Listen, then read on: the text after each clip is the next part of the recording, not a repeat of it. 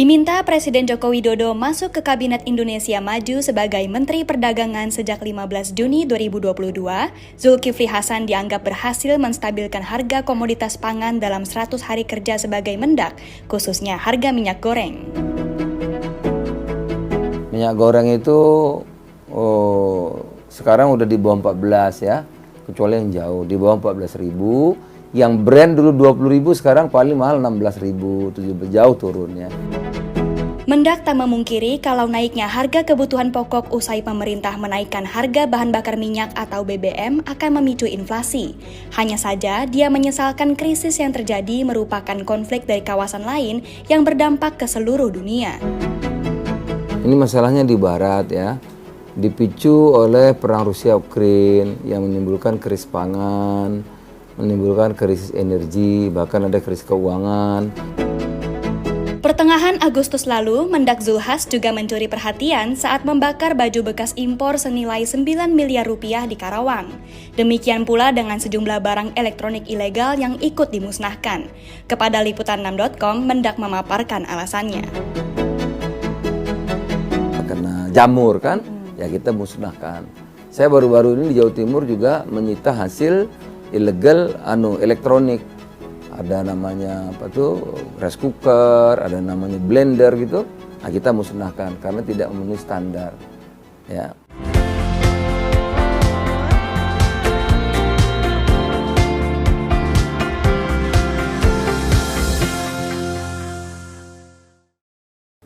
Halo sahabat Liputan 6 dan kembali lagi bersama saya Ratu Sria Sumirat di Bincang Liputan 6. Kali ini kita kedatangan tamu yang sangat spesial. Ketua Umum Partai Amanat Nasional Zulkifli Hasan bukan lagi sosok yang asing. Bolak-balik menjadi petinggi di legislatif maupun eksekutif, politikus yang akrab disapa Zulhas ini kini mendapat tugas yang berat dari Presiden Jokowi untuk menjadi Menteri Perdagangan sejak Juni 2022. Lantas, apa saja yang sudah dilakukan oleh Pak Mendak ini? Mari langsung kita tanyakan kepada Pak Zulhas ya. Selamat pagi Bapak, bagaimana kabarnya? Pagi Ratu, Alhamdulillah. Alhamdulillah, ya, pagi hari biasa ini. Muter terus. Kemarin saya ke Demak, Kudus, Rembang, Bojonegoro, Surabaya. Jam terbangnya tinggi ya Pak kalau untuk iya, jalan terus. Nih. Gimana ngurusi kan? Iya, banyak pangan. sekali. Iya, betul, ya, tiap pangan. hari harus paham betul harga-harga di pasar. Nah, Pak, kebetulan saya juga ingin tahu nih soal keadaan pangan di Indonesia. Saat ini kan dari pantauan Kemendak sendiri, bagaimana harga bahan kebutuhan pokok setelah pemerintah tuh menaikkan harga BBM, Pak? Ya, kita bersyukur ya ketersediaan dan harga itu sampai hari ini stabil. Ya. Ada beberapa yang turun, ada beberapa juga yang sedikit naik gitu. Tapi kenaikan itu kira-kira masih kita toleransi karena 1% gitu kan. Betul. Tapi ada yang turun itu misalnya harga bawang merah, harga telur dari 32.000 sekarang 27.000. Maka ayam dari 37-35.000 gitu. Ada sedikit yang naik gitu, cabai rawit naik sedikit, sama beras. Ya. Oleh karenanya Agustus kemarin itu terjadi deflasi kan? Iya. Deflasi hampir 2,9% ya. Iya. Karena ada beberapa harga yang turun dibandingkan bulan-bulan sebelumnya. Jadi sebenarnya kenaikan harga BBM ini bukan berarti otomatis semua harga naik ya Pak, justru mengalami penurunan juga. Ada beberapa yang harganya turun. Ya mungkin kemarin kan sudah tinggi jadi turun ya. Atau misalnya telur ya, begitu kebutuhannya besar mendadak dia naik. Kebutuhannya kembali normal, dia turun lagi. Baik Bapak. Ya. Agar stabilitas harga kebutuhan pokok di pasar tetap terjaga nih Pak, upaya apa saja yang sudah dilakukan oleh Kemendak? Berbagai cara, antara lain kita paling penting itu distribusinya sebetulnya, agar lancar ya. Nah oleh karenanya misalnya bawang merah itu di mana sih sentra produksinya?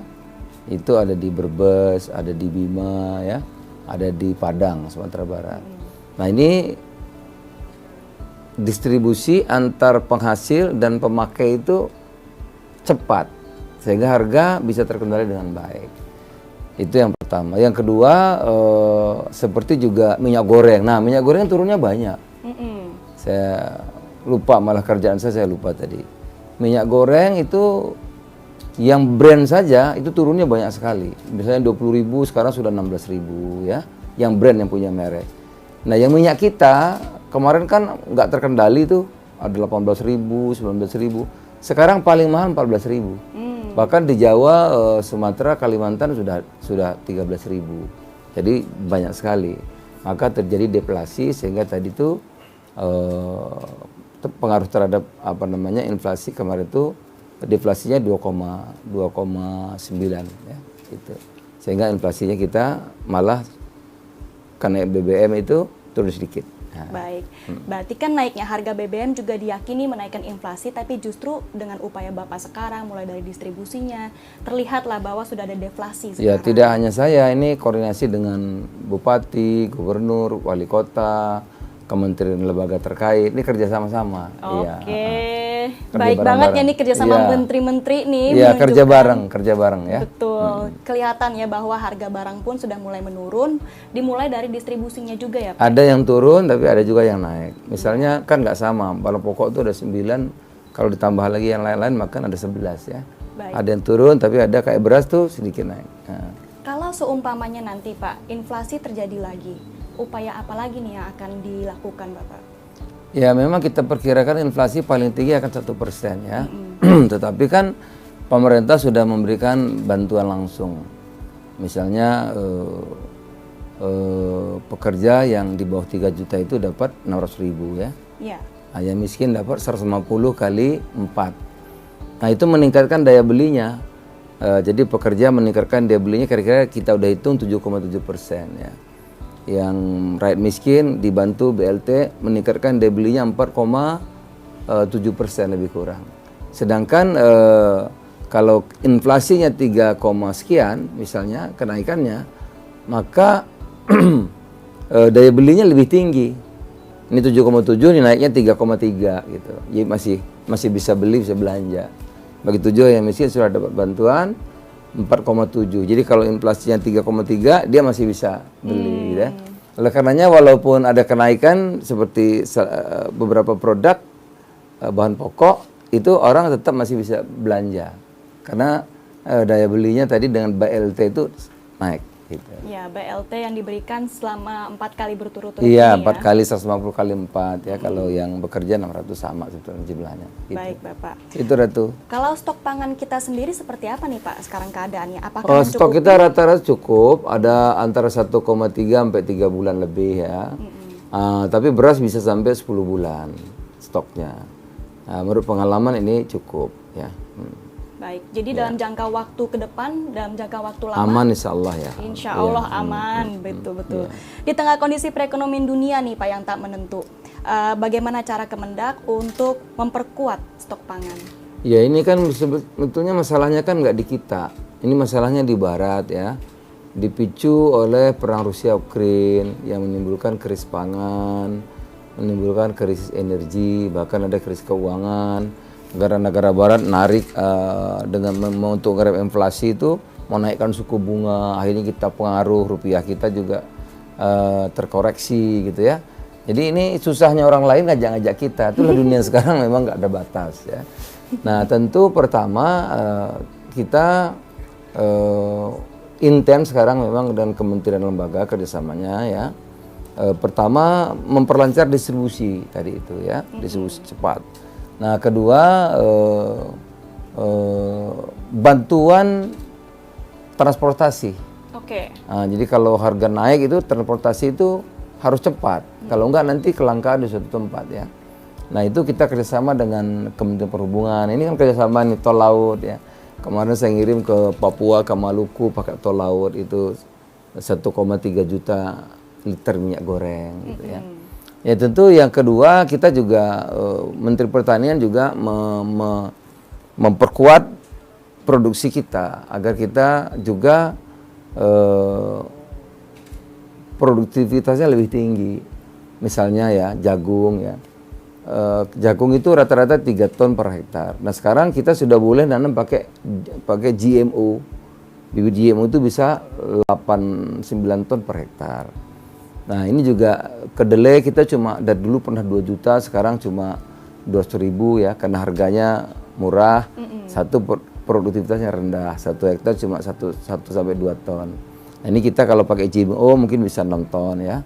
Harganya nanti sih ada usul agar pemerintah membeli 10.000. Jadi orang bisa nanam sehingga produksi kedelai misalnya dari 200.000 kita berharap bisa di atas 1 juta untuk memperkuat ketahanan pangan kita. Kalau enggak nanti tempenya naik terus kan. Iya, tempe jadi makin mahal. Iya, dan memang gandum memang nggak bisa ya. Gandum ini kan kita impor semua ya. Iya. Nah termasuk gandum nih yang naik kemarin. Tapi ini kan harga yang sekarang naik ini kan waktu pembelian Juli Agustus.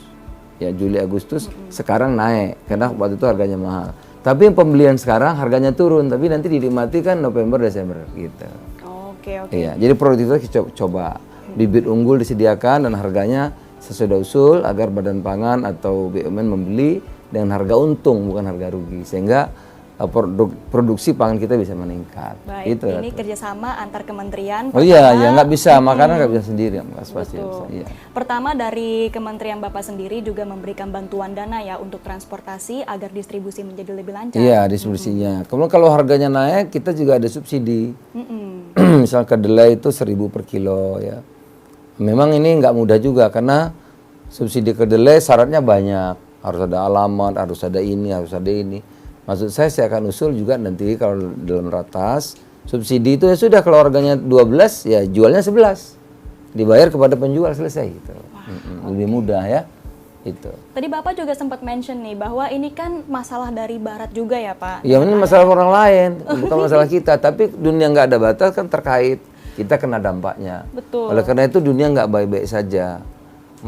Oleh karenanya kita tetap harus ada a sign of crisis itu ya. Saya di Kemendak ada crisis center terus menerus untuk tiap pagi saya morning brief saya itu saya dikasih tahu harga ini berapa, telur berapa, kayak cabai keriting gitu-gitulah tiap hari. Pagi-pagi laporan dulu harga sekian Ya, sekian Pak. Ya. Bapak nggak belanja ke pasar tapi tahu harga pasar nih ya. Cabai ini naik sedikit, cabai merah ya. Iya. Baik. Sama terigu ya. Tapi Bapak sendiri juga dianggap berhasil untuk menstabilkan harga komoditas pangan ya dalam waktu 100 hari kerja sebagai Mendak. Komoditas apa saja nih harganya sukses Bapak turunkan? Ya, yang paling jelas minyak goreng. Minyak goreng itu sekarang udah di bawah 14 ya. Kecuali yang jauh di bawah 14.000. Yang brand dulu 20.000 sekarang paling mahal 16.000, 17 jauh turunnya. Jauh. Kedua, kita juga bisa menaikkan harga tandan buah segar sawit. Jadi sawit North Perak sekarang sudah rata-rata 2.000 rupiah dibeli oleh pabrik. Jadi ini meningkatkan pendapatan petani. Bayangin kalau petani sawitnya cuma 600 perak, cabai aja 1.000 rupiah satu. Iya.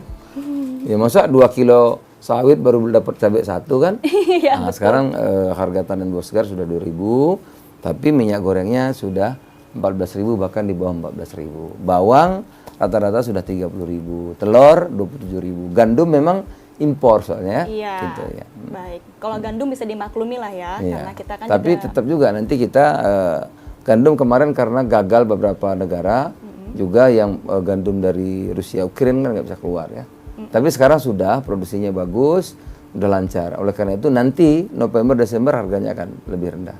Baik, kita juga mendoakan terus semoga harga semakin turun dan Iya, kita juga betul. semakin banyak pangannya. Betul. Nah, Bapak apakah Indonesia memiliki grand design tentang bagaimana membuat harga pangan ini stabil? Ya tentu ini domainnya Kementerian Pertanian nanti saya kan menjaganya gitu. Menjaga tepat kalau produksi dalam negeri tentu di pertanian, tapi yang gandum dan sebagainya itu ketersediaan. Ketersediaan ini kita harus betul-betul jaga. Karena kalau yang kita nggak bisa beli, kita impor banyak, harganya rusak, pedagangnya hancur, nanti nggak dagang lagi kan. Tapi kalau kita susah, mahal, rakyatnya marah. Jadi ini harus dijaga ketersediaan, harga terjangkau. Ini yang kita jaga. Untuk sekarang ekspor sendiri bagaimana Pak? Apakah Bapak juga membatasi untuk memastikan pangan di Indonesia sendiri masih? Belum ada yang ekspor memang. Memang kita hanya banyak untuk kita sendiri, kecuali CPO ya. Sawit kita pun penghasil nomor 1 di dunia itu diekspor memang.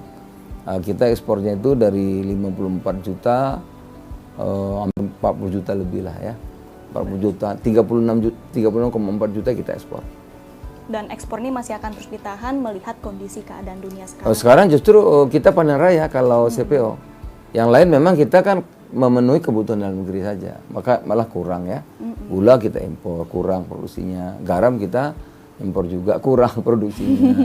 Kedelai memang kurang, 200.000 kita impor. Jadi kita ini banyak impor. Oleh karena itu harga ini tuh terpengaruh sekali dengan harga pangan dunia gitu. Baik Bapak. Apalagi kalau rupiahnya terkoreksi. Iya, terkoreksi, sedang ditekan dengan keadaan dunia sekarang ya. Memang sekarang dunia. Iya, kalau kiriman sana sini kan sudah biasa. Cuma sekarang ongkos kirimnya dibantu. Jadi kalau mahal dibantu. Misalnya Jakarta mau beli bawang, kan lebih bagus dari Brebes. Kalau dari Padang mahal ongkosnya. Nah, tapi kalau ongkos dibantu oleh pemerintah dari Padang nggak apa-apa. Jadi harga bisa stabil. Tapi kalau yang lain kita memang banyaknya impor, kedelai, apalagi ya, gula, garam, terigu, garam itu ya. Produksi kita kurang. Ini yang harus jangka panjang kita benahi. Ya, agar dong produksi sekarang. Lah itu bisa kalau saya udah usul Pak Presiden akan perintahkan ada nanti Badan Pangan atau BUMN yang membeli hasil pertanian. Jadi petani itu memproduksi saja. Bahkan saya usul kalau bisa tahun ini 100 triliun, tahun depan 100 triliun, tahun ketiga 100 triliun. Jadi kalau orang nanam jagung ya dibeli dengan harga 6.500. Pemerintah jualnya bisa 5.000 ya. Ada subsidi, orang mau nanam. Kedelai sekarang harganya Rp5.000. Produksi cuma 2 ton. Siapa yang mau beli? Yang mau nanam? Yang mau nanam siapa? Rugi, cuma 10 juta. Iya. Sewa tanahnya aja 20 juta. Kan tekor. Tapi kalau kedelai dikasih GMO ya produksinya bisa 7 ton, harganya dibeli 10.000, kan 70 juta, mau orang nanam. Berbondong-bondong nah, ya itu ya, jagung dibeli 6.500, pasti orang mau tanam. Nah, saya udah usul Presiden bahkan perintahkan agar nanti dibeli oleh pemerintah. CQ bisa BUMN, bisa Badan Pangan, atau bisa Bulog, atau lain-lain, ini lagi dirumuskan. Saya usul 100 triliun per tahun. Nah, kalau itu saya yakin akan meningkat, karena petani kita rajin. Cuma kalau disuruh rugi terus siapa yang mau kan? Iya. Nanam jagung rugi, nanam kedelai rugi, ada nggak mau orang. Dan gitu. Kebanyakan juga dari petani sudah memilih untuk tidak lagi menjadi petani. Iya, karena rugi. Ya, kita tekan harga murah, lah dia kan gimana?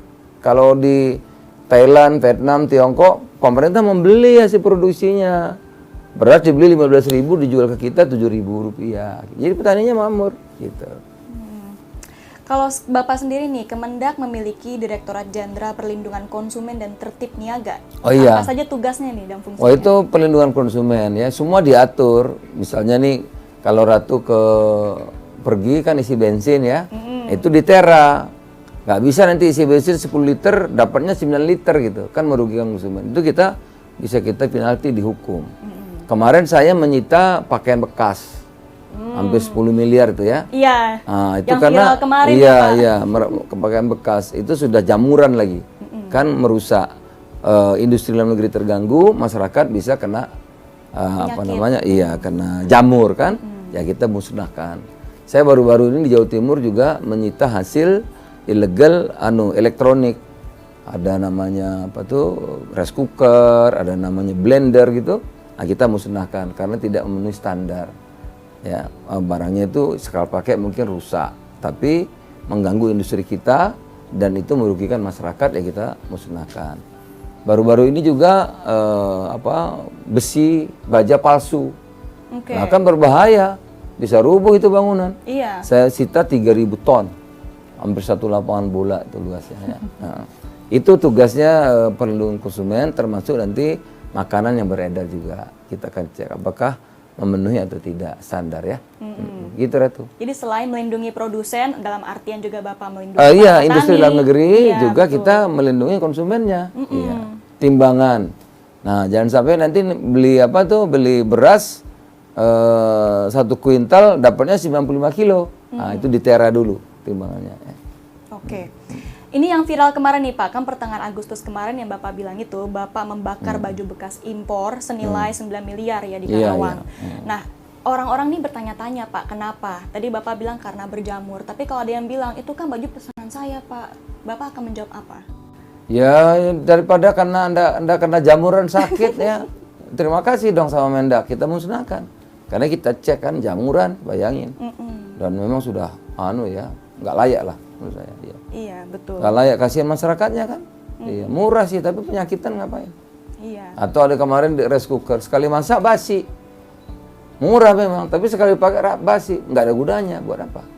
Gitu. Jadi kita melindungi agar ini tidak merugikan konsumen itu ya. Baik. Jadi bukannya warga berpikir Kalau bagus bahwa, mungkin disita ya. Bisa disita, dipulangkan atau dikasih panti sosial misalnya. Baik. Jadi sebenarnya ini untuk kebaikan warga sendiri ya Pak? Ya, masyarakat kita lindungi dan juga industri dalam negeri. Ya. Baik. Gitu. Oke, kalau begitu. Ya. Baik, terima kasih banyak Bapak sudah berbincang Iya. bersama dengan Terima saya kasih. hari ini. Itu dia sahabat Liputan 6, Ya. perbincangan kita yang sangat lugas ya, dan juga to the point bersama dengan Pak Zulkifli Hasan. Terima kasih kepada para sahabat Liputan 6 yang sudah menonton sampai akhir, dan jangan lupa bahwa Bincang Liputan 6 akan selalu ada, jadi ditunggu lagi episode berikutnya dengan narasumber lainnya yang juga tak kalah menarik. Sampai jumpa. Terima kasih. Assalamualaikum.